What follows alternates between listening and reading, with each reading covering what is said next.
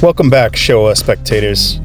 Following the Dream 5 unboxing video I did, I'm now starting my fourth review from the Dream 5 box set from Bandai, featuring this guy, an elusive kaiju that I never saw until later in my younger adult life. From Godzilla's Revenge, the monster Gabara. Now, Gabara was conceived as both a mutated toad and a combination of that with an oni, or a demon, from Japanese mythology. And Gabara is the embodiment of a bully monster in the imagination of Ichiro, a boy who imagines going to Monster Island and hanging out with Minya, who is relentlessly tormented by the creature Gabara.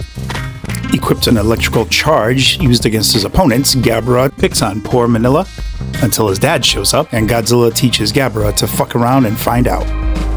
Aside from that, Gabara would not be seen again except for the show Go Godman, where he, like all the other Toho movie monsters who made an appearance on their suits, were, And fortunately, Bandai has blessed us with this brand new guy, not so ugly as Go Godman, of course.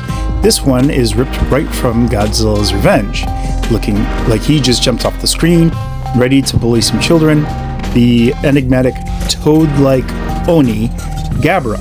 We're going to jump into this review and scour over the details of this first time ever monster from Bandai, the movie monster series, Gabara, 6-inch vinyl figure from the Dream 5 box set of 2024. Let's give this guy a look.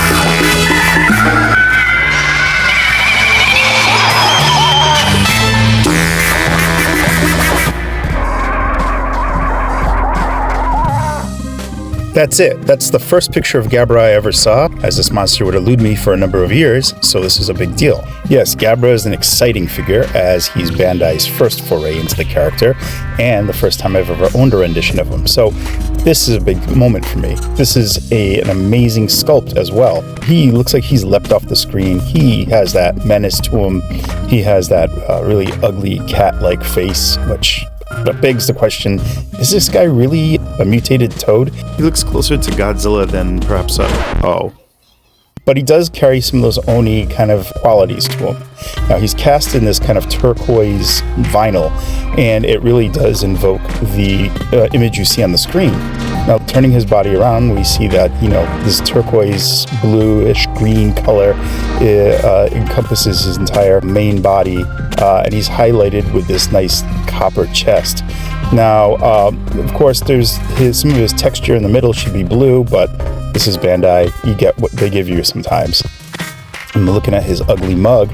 Man, does he look menacing. Look at those eyes. Those eyes, man. They're just so piercing. That red that just pops right off of his face. He looks really cool. He just looks like he's going to hypnotize you. Jeez Louise. I would be scared if I was Minya too.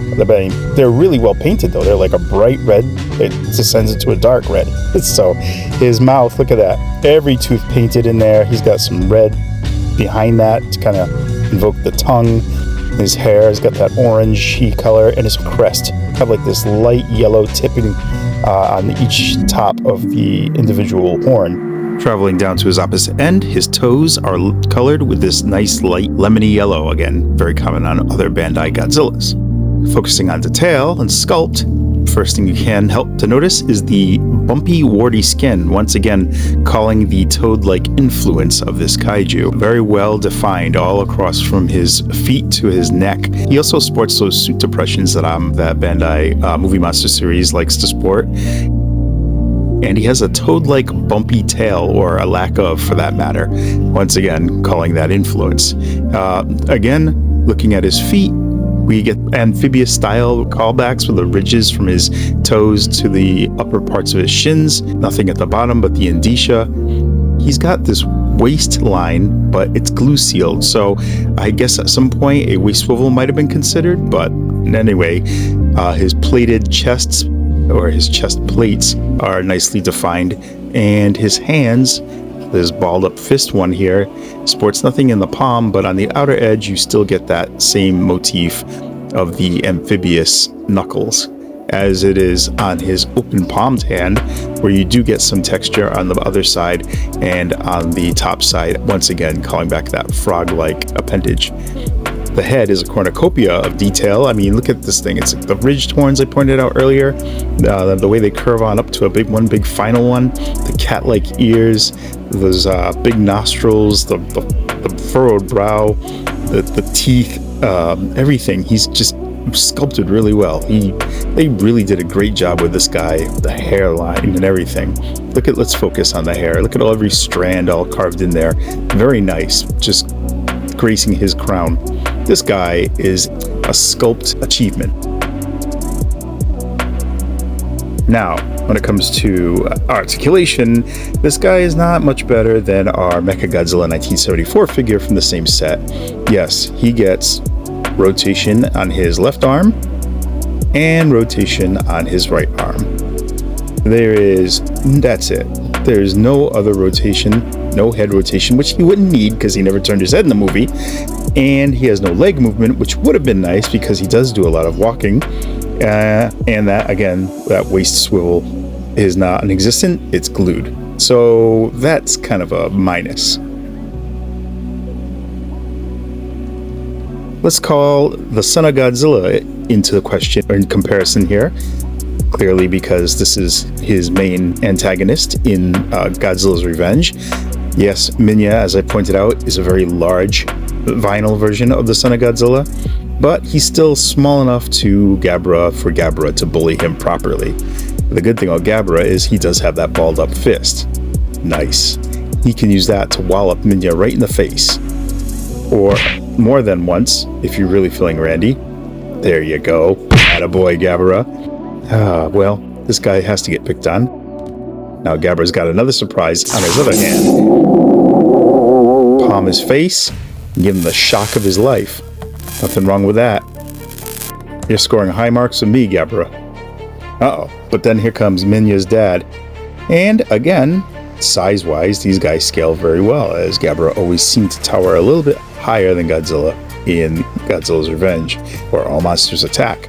So yes, this looks like a proper pairing as well. I used the 71 Godzilla for this, because it's closer to, it's in between Destroy All Monsters and Hedorah. But yeah, it looks like a good pairing too. In fact, it looks so well that I feel like you could take Gabara and just, have Godzilla flip him over his shoulder, like so, just like he does at the end of the movie, giving Gabara his just desserts. You know what I mean? I do. Well done, Bandai. Well done. Get out of here. And again, this makes for a great set for All Monsters Attack. And I can't wait till we, again, get a Kumonga to go with this Minya, Godzilla, Kamacuras, Ibara, and Gorosaurus, among many kaiju in there. Speaking of Gorosaurus, another blue and bumpy kaiju to compare with his island mate. These two look really nice too. I always liken those two just because of that skin texture that this guy has. Gorosaurus is from Playmates, and he's still a great figure, better than his Bandai one in my opinion. It's very rare that I would ever say that, but here we are. One Playmate's better than Bandai. Nice. Together, these two kind of show the juxtaposition between the earlier Showa style of monsters versus the later 70s motif that would be happening with the more upright bipedal monsters, much like Gabara, Megalon, Gigan, Mechagodzilla, and such. And this guy, King Caesar. Now, a while back, I did an art piece on DeviantArt showing King Caesar and Gabara going toe-to-toe. I like the idea of two mythical monsters fighting, with King Caesar being kind of a guardian deity and Gabara being kind of a demonic Oni. This was a matchup I wanted to see realized here in vinyl. And here they are, two semi-maligned characters who now are regaining their popularity with the fans just because of their scarcity, both in vinyl and in fiction. Now, King Caesar obviously has fared better, but you know, I feel like maybe with this figure, Gabara might pick up some steam and start making more appearances. That all, of course, depends on your perspective of this kaiju. Do you think he's an actual real-life kaiju in the world of Godzilla, or is he just a figment of Ichiro's imagination? And if he is, how do you display him on your shelf? Do you line him up in a chronological order with all the other kaiju? Do you pair him with somebody outside of Minya and Godzilla? Or what do you think, Jet Jaguar? Do you punch him in the face?